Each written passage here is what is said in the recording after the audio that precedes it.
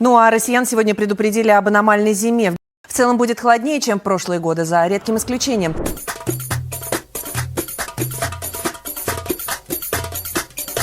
Для тех, кто не в курсе, в феврале в Таиланде температура воздуха 28-32 градуса. И это в тени. Поэтому ни у кого нет желания испытывать температуру на открытом солнце на себе. Ехать в Бангкок за несколько сотен километров, чтобы весь день ходить по солнцу, это нужно решиться на маленький подвиг. Самое главное – решиться. И мы решились.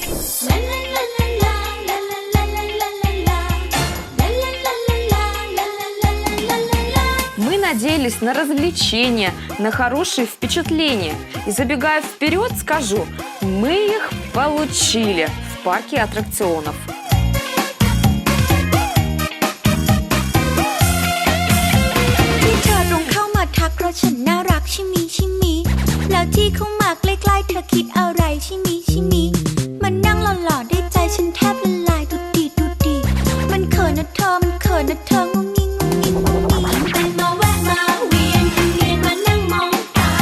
Особенность стоимости билета в Сиам-парке в том, что заплатив один раз за вход, вы катаетесь на всех аттракционах безлимитно, хоть с утра до вечера на одном и том же. Но тогда вы много потеряете. И первое, на что мы наткнулись, это был аттракцион «Бумеранг», напоминающий американские горки. Подошли поближе, услышали крики и визги тех, кто уже был наверху. Наши мужики выстроились в очередь в надежде получить звезду героя Сиам-парка или хотя бы попробовать себя космонавтами во время тренировочных полетов. Девочки решили пропустить.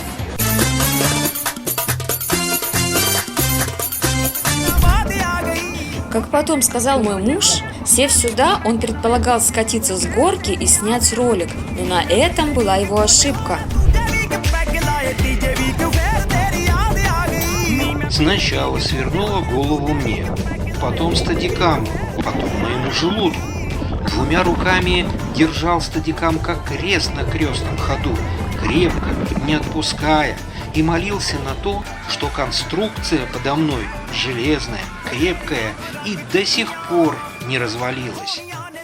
И вот мы остановились. Меня вроде отпустило. Дал себе слово, что больше не сяду в эту люльку. И вдруг до меня доперло, что вся эта хрень сейчас заново повторится, только теперь задом. И тут я обратился к Богу, чтобы пережить это еще раз, и сказал себе: аминь.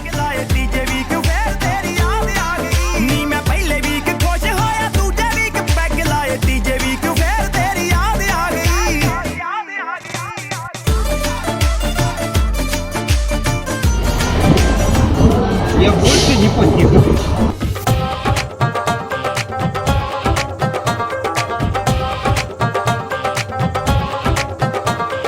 После того, как мой муж сказал, что мои яйца больше не сядут на эти скамейки, девочки решили поболтать ножками на другом аттракционе. Одним из условий аттракциона было разуться, дабы во время катания не потерять тапки, шлепанцы и не причинить страданий тем, кто внизу. Перед входом висела табличка, говорящая о том, что поиск потерянной обуви не входит в стоимость билета. Вот мы поехали босыми, с голыми пятками на ветру. Соня, моя подруга, сказала, что ничего страшного, что это типа детский аттракцион и можешь не переживать. И на эту приманку я клюнула, как на рекламу банка о низких процентах. Соня пожалела, что села со мной. Оргазмом это не назовешь, но ее барабанные перепонки явно пострадали.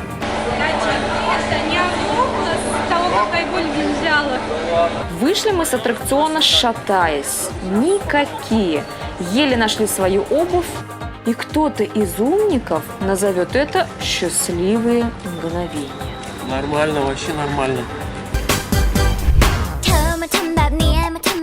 После такого стресса на двух аттракционах все дружно решили пройти обряд омовения. Успокоить уши, нервы. Мы стали держать путь в сторону водных аттракционов.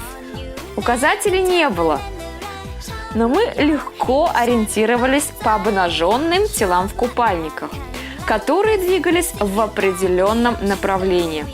Благо, наш путь проходил в тени тропических деревьев, и откуда-то издалека повеяло влагой, и слышался шум воды.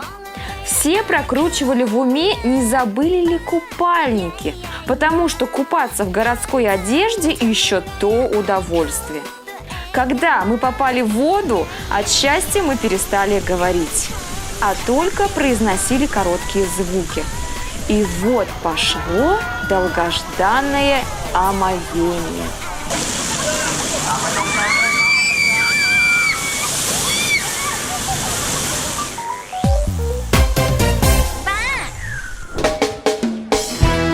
Тут все решили долго не раздумывать, а по полной использовать безлимитные билеты.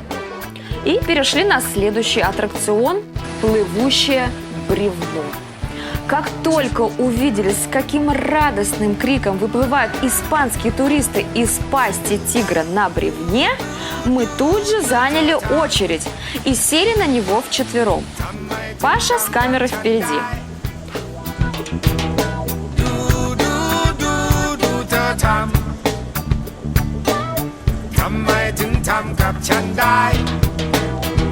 После аттракциона эта горка не казалась такой страшной, но нервишки хотелось пощекотать нежно.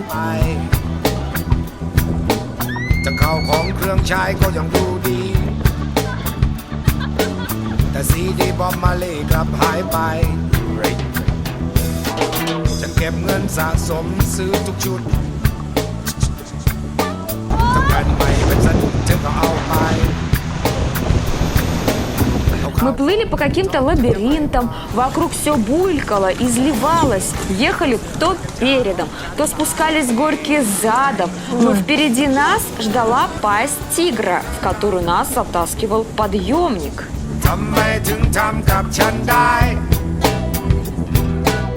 И вот мы очутились в темном гроте и стали терять ориентацию. А затем резкое солнце и падение вниз с очень крутой высокой горки. Вся надежда была на водоплавающее бревно, но брызги окатили нас с ног до головы.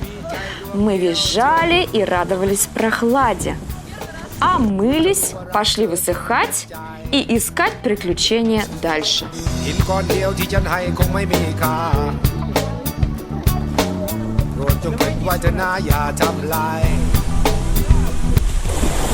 Вдалеке маячила высокая водная горка. Там по ровному желобу с большой высоты стекает на скорости вода. Смоченный пластик становится очень скользким, и тушка в трусах разгоняется до большой скорости. А посередине горки есть порог. Тебя подбрасывает, а потом опять прихлопывает. И начинаешь на себе изучать анатомию. Где у тебя ноги, где попа, что такое печень и что в голове есть мозги. И мы ломанулись туда. И хоть анатомию знали, повторение – мать учения.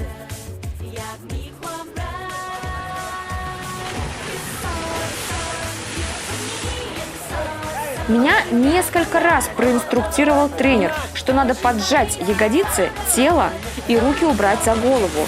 И не пускал до тех пор, пока я не приму нужную позу. И тут он пустил меня на старт. Я полетела. Пока я летела сверху вниз, я даже не подозревала, насколько это будет жестко.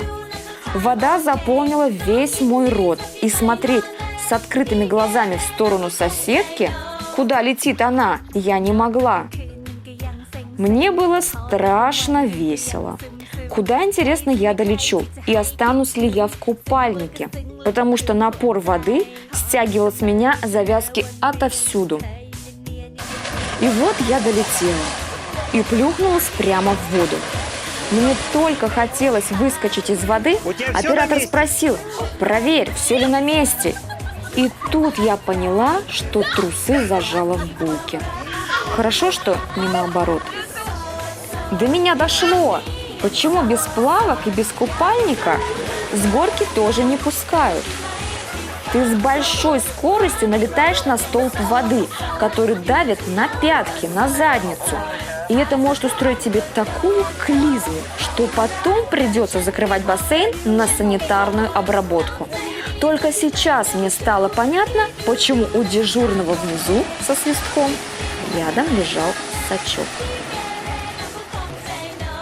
От полученного стресса я потеряла дар речи и забыла все русские слова.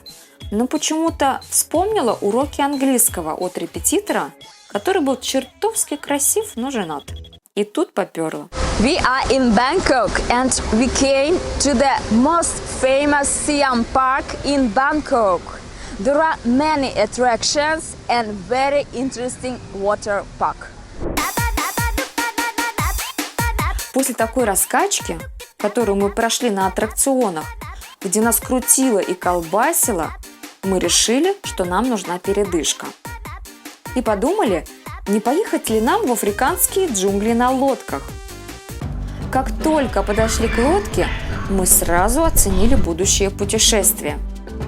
Если все вокруг было перегрето за 32 градуса и выше, то здесь внутри были почти что заморозки, градусов 27. Сели на лодку каноэ и думали, что сейчас нас заставят еще и грести веслами. Но оказалось, у лодки есть собственный моторчик, который входит в стоимость билета. По карте было видно, что маршрут длинный и извилистый. Но что там впереди, мы даже не догадывались.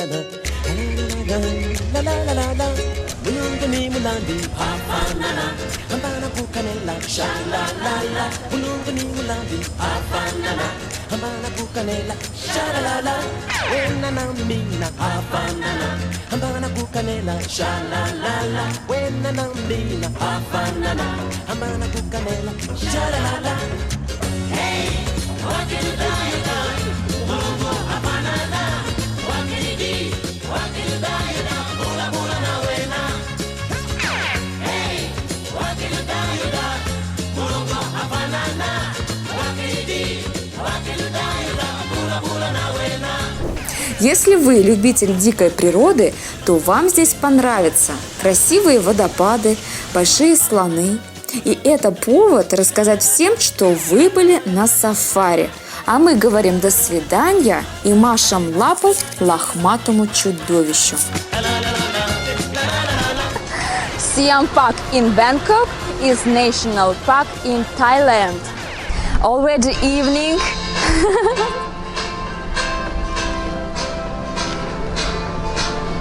And we don't want to live here.